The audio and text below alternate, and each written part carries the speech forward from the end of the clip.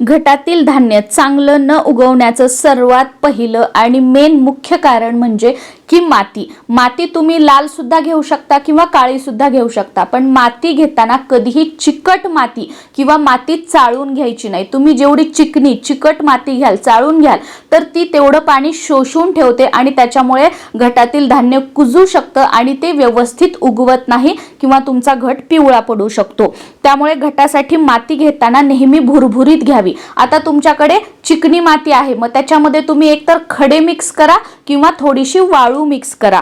हे मिक्स केल्यामुळे ती माती भुरभुरीत होते आणि अशा मातीमध्ये घट पेरल्यामुळे, धान्य पेरल्यामुळे आपला घट जो आहे तो दाटसर, हिरवागार आणि चांगला उगवतो। ही खूप महत्त्वाची माहिती आहे। आणि घट पेरताना सुरुवातीला 2 इंचापर्यंत मातीचा थर द्यायचा, त्याच्यावर धान्य पेरायचं आणि त्याच्यावर 1 इंचाचा पातळ मातीचा थर ठेवायचा, दाबायचं नाही हाताने।